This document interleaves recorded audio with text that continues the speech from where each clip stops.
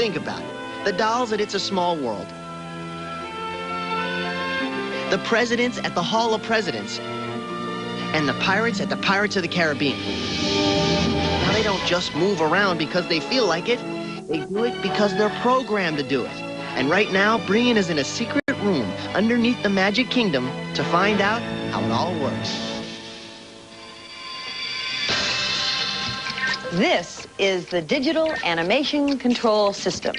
DACS for those of us who are computer literate. Actually, down here is where all the brains are for all the audio-animatronic characters up there. Now, I don't know what any of this stuff does, but I'm just dying to press this button and see if I can't get President Lincoln to do Staying Alive. What do you think? What exactly is all this stuff? This is the console in DACS. This is where all the maintenance calls come from. This is where we monitor all our show information. That's why we call it the heartbeat of the Magic Kingdom. Wow, so this is a heartbeat. So where's the liver? In the back part of the room. Oh, very good. But we can control and see it all down here. So please don't touch anything. Like what? Don't touch this? No. Or this? No. I'm making you a little nervous? Yes. So here we come up to our show control unit. This is Small World Audio, yes. It's a world of laughter, a world of... Exactly, yes. Hey, very good. This is the Tiki room. This is Tiki. This is the one where the birds sing. Like how? Let's all sing like the birdies sing. Tweet, tweet, tweet, tweet, tweet. Okay, Vicky snapped. This is the cabinet for Haunted Mansion. Oh. Mm-hmm. All the little sounds come off of what we call EEPROM. They're about 3.5 seconds worth of information.